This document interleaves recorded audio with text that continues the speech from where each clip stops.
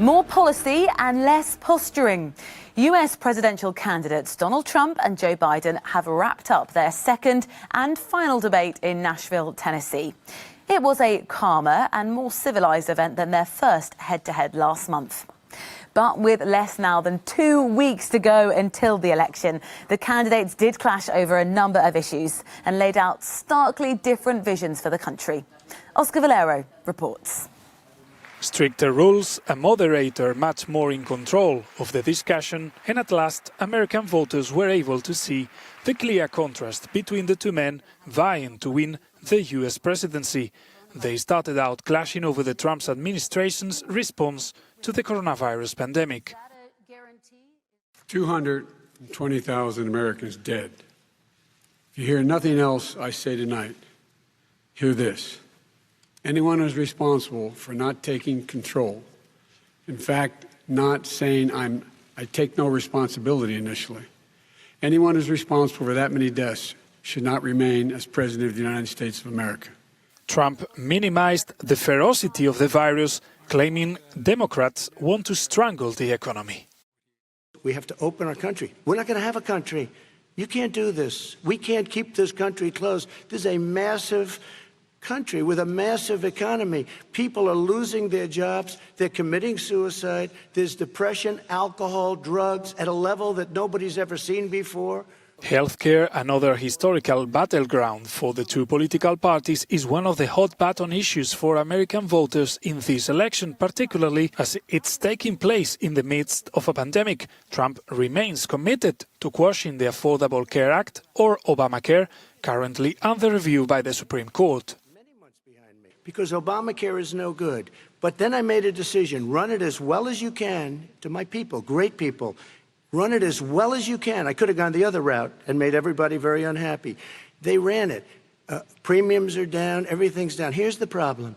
No matter how well you run it, it's no good. Trump accused Biden of wanting to socialize U.S. healthcare. The idea that the fact that there's a public option that people can choose, that makes it a socialist plan. Look, the difference between the president, I think health care is not a privilege, it's a right. The candidates also clashed over migration policy. Trump is proud of his record on reducing the number of immigrants to the U.S., but Biden criticized the infamous family separations at the border.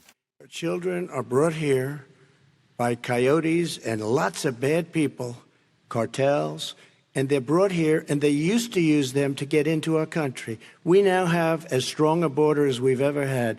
We're over 400 miles of brand new wall. You see the numbers, and we let people in, but they have to come in legally. Parents were ripped, their kids were ripped from their arms and separated.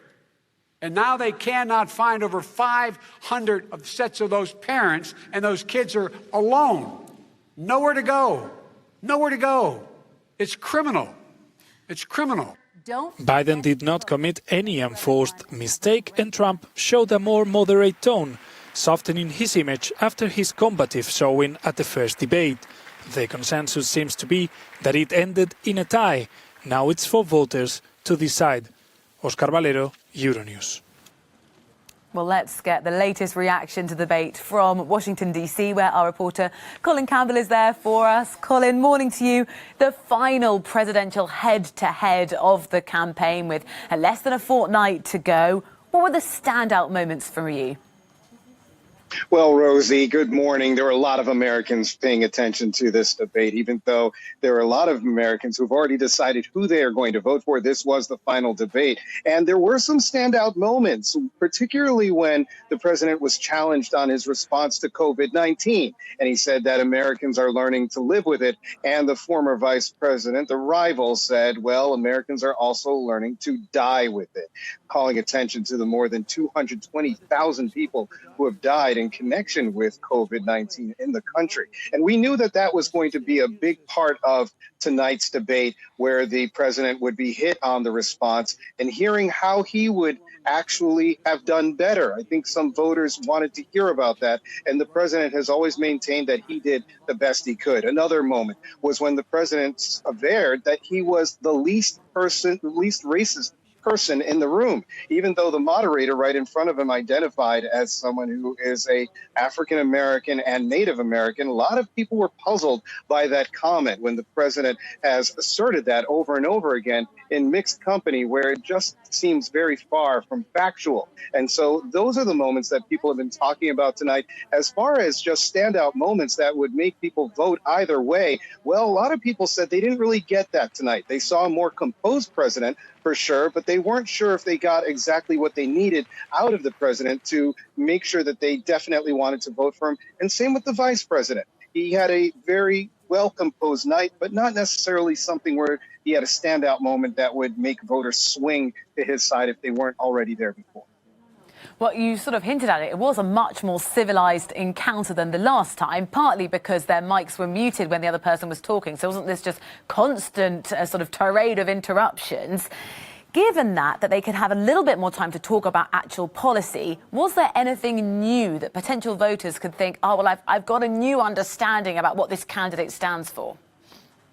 Well, they talked about COVID. They talked about race relations, climate change, leadership, the American family. All of these topics have been covered before, whether it was the president going from event to event on the campaign trail, whether it was the former vice president talking about his policies. Really nothing emerged, again, that would really make voters say, I never thought that before. Maybe there were some people who were surprised that the president would actually be as composed as he was tonight, not forcefully overtalk his rival vice president, former Vice President Joe Biden, but that was really it. There wasn't anything that was that really stood out. There was no aha moment here. It was really kind of a normal debate for all intents and purposes. So again, those voters who are on the fence will have to make some hard decisions going towards November 3rd.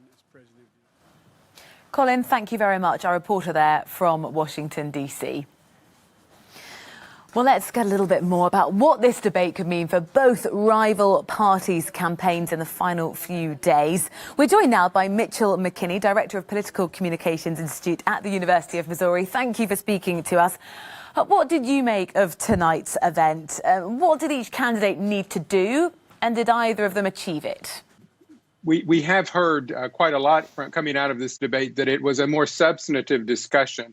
I think one of the winners, if you will, maybe Kirsten Welker, who moderated this debate that perhaps we haven't seen in this round, of keeping the candidates on topic, responding to the questions, pressing when they were veering from the questions, and as many other observers have noted, a much more subdued Donald Trump. And I think the lesson there that he learned from that first debate and the polls following the debate showed that his debate performance hurt him. So he took a new tack tonight. Now, coming out of this debate, again, a deeper focus on the discussions. If one claims that it was a draw, that neither candidate either made a major gaffe or blunder or really did anything to turn the dynamics of this race around, then that really is advantage Joe Biden. Because as we've seen now for some time in terms of the national polls, but also polls in several of the battleground states where Joe Biden has a lead, sometimes a slight lead, but nationally a pretty decent lead. It was Donald Trump incumbent upon the president tonight to do something that would turn the dynamics of this race around, to shake it up, and that didn't happen in this debate. How much of the race can be turned around? You know, almost 40 million Americans have already voted. So how much sway do events like last night's debate actually have? Exactly. And that audience, in terms of who one is attempting to reach, if that's the president, again, needing to change the dynamics, that would be that very small slice of those who still may be undecided. And perhaps those are the individuals that haven't been following politics that closely. They don't live, eat, sleep, and breathe politics, but they know that we're within now just 10, 11 days of the election. Again, a very small slice, but then perhaps a group of those voters who may not be as firmly committed to Joe Biden, that if they saw something tonight, if they heard something tonight that would have them rethink they're leaning toward Joe Biden. Again, I don't think for either of those groups there was nothing really new in terms of what we haven't heard from the president before in terms of his lines of attack, his arguments. And then also Joe Biden, his performance was solid in terms of if someone was not firmly committed but leaning toward Biden, I think they may come away from this debate thinking, well, perhaps I will continue along the lines of supporting Biden. So again, I think in many respects this debate is advantage Biden tonight. What do you think the strategy will be in terms of campaigning for both candidates now as a result of the debate and with only, 10, 11 days to go? Excellent question. One of the things that we're not talking about, and I think it will become part of the Trump strategy going forward, we did hear a bit of his attack of Joe Biden and the Biden family and Hunter Biden and the business dealings, but Joe Biden handled those attacks as the president was able to weave them in tonight. And so we're not coming away from this debate really focusing on that as a major line of attack and as something that really rattled Joe Biden. I think going forward, I think we're going to see from the president and his stump speeches, his rallies, really a strategy of doubling down on those attacks, on the personal attacks, on the questions of Joe Biden's character, his ability to serve as president. What we had tonight, unlike the first debate, really was more of a prosecution, of an examination of the Trump record for the past 4 years. That's what this more substantive discussion brought to this debate, again, which is where I think Joe Biden wanted the debate tonight. Thank you very much. Mitchell McKinney, Director of Political Communications Institute at the University of Missouri. Good to be with you.